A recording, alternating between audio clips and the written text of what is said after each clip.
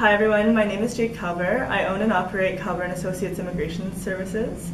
Today is part 3 of our series about talking about how to apply for your Express Entry profile.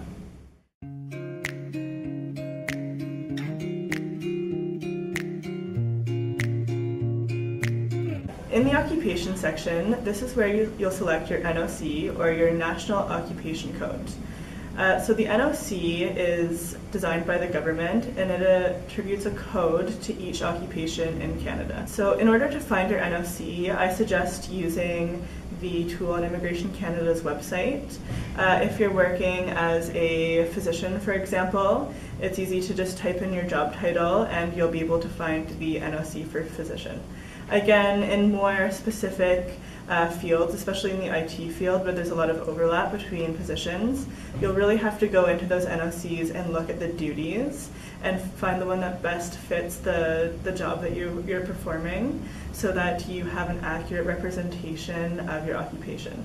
This is very important because what's listed in that occupation will need to match what's in your reference letters when you finally apply for permanent residency through Express Entry. Also, it's very important that in the primary occupation section, you select for the Federal Skilled Worker Program, you select the occupation that you have at least 1 year of work experience in.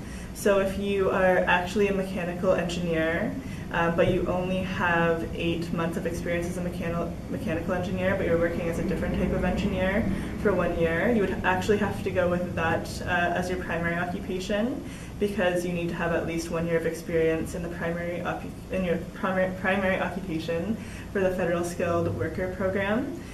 For the Canadian Experience class and the Federal Skilled Trades class, this doesn't actually matter. The next section is the Canadian Certificate of Qualification. This is required only if your occupation is regulated in Canada, so this is usually for skilled trades. Certain trades, depending on the province, are regulated, and so you need to know if you're able to work in that trade, and this is usually only for the Federal Skilled Trades program. So if you're working in something that's regulated in Ontario, for example, then you would have to say yes and then provide that certificate of qualification. The next question, and this is where a lot of people run into issues, is the intended work in Canada, which is the job offer section. So they answer yes because an employer has given them a job offer. However, this job offer doesn't actually give you the points as per the regulations in Express Entry.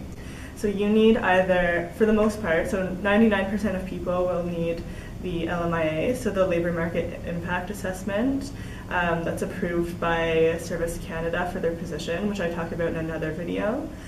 Or you need to be working in Canada, have worked in Canada for 1 year on an LMIA exempt work permit, and have that valid job offer still.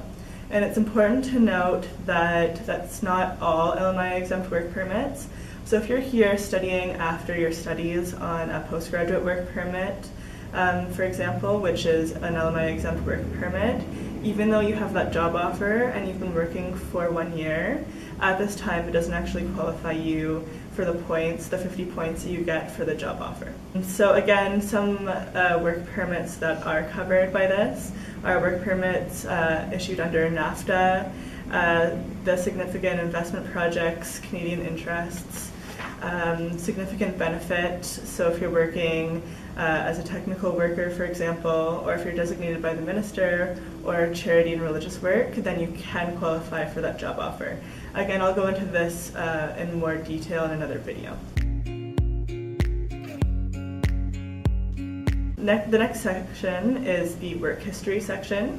So I always suggest to clients that they include all of their work for the last 10 years.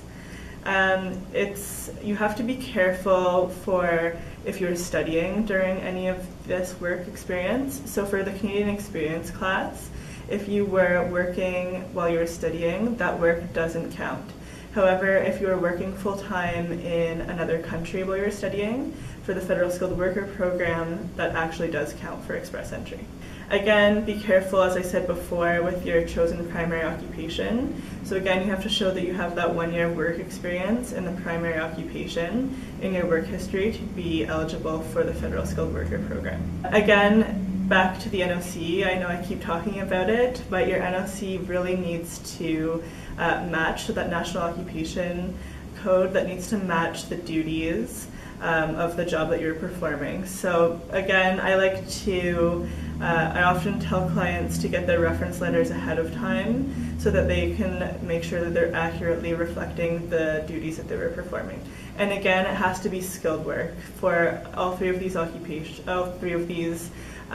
classes of application, your work needs to be skilled work in order to qualify under express entry. Again, as I always say, be honest and accurate in this section because you do not want any issues when it comes to misrepresentation. When Immigration Canada contacts your employer, which they do, they have done in the past, they want to make sure that you were actually performing that work and that it wasn't a misrepresentation on your end.